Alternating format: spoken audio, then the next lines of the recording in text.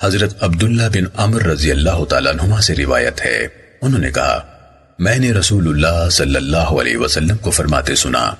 جب تم مؤذن کی آواز سنو تو جس طرح وہ کہے اسی طرح تم بھی کہو، پھر مجھ پر درود پڑھو، جو شخص مجھ پر ایک دفعہ درود بھیجے گا اللہ تعالیٰ اس پر 10 دفعہ رحمت نازل فرمائے گا۔ پھر اللہ تعالیٰ سے میرے لیے مقام وسیلہ کا سوال کرو، یہ جنت میں ایک مقام ہے جو اللہ تعالیٰ کے سب بندوں میں سے صرف ایک بندے کے لائق ہے، اور مجھے امید ہے کہ وہ بندہ میں ہوں گا، لہذا جو شخص میرے لیے مقام وسیلہ کی دعا کرے گا اس کے لیے میری شفاعت لازم ہوگی۔ سنن نسائی حدیث نمبر 679۔ حضرت سعد بن ابی وقاص رضی اللہ تعالیٰ عنہ سے روایت ہے، رسول اللہ صلی اللہ علیہ وآلہ وسلم نے فرمایا، جو شخص مؤذن کی اذان سنے اور کہے اشہد ان لا الہ الا اللہ وبمحمد الرسول،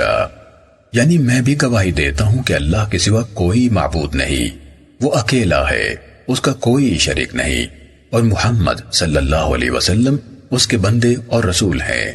میں اللہ کو بطور رب اور اسلام کو بطور دین اور محمد صلی اللہ علیہ وسلم کو بطور رسول پسند کرتا ہوں،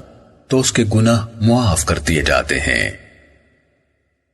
سنن نسائی حدیث نمبر 680۔ حضرت جابر رضی اللہ تعالیٰ عنہ سے روایت ہے، رسول اللہ صلی اللہ علیہ وسلم نے فرمایا، جو شخص اذان سننے کے بعد یہ کہے اللہم رب هذه الدعوة یہاں سے لے کر وبعثه مقاما محمودا الذي وعدته یہاں تک، یعنی اے اللہ اس مکمل دعوت اور قائم ہونے والی نماز کے رب محمد صلی اللہ علیہ وسلم کو جنت میں مقام وسیلہ اور فضیلت عطا فرما، اور آپ کو مقام محمود پر فائز فرما جس کا تو نے ان سے وعدہ کر رکھا ہے، اس کے لیے قیامت کے دن میری شفاعت لازم ہو گئی۔ سنن نسائی حدیث نمبر 681۔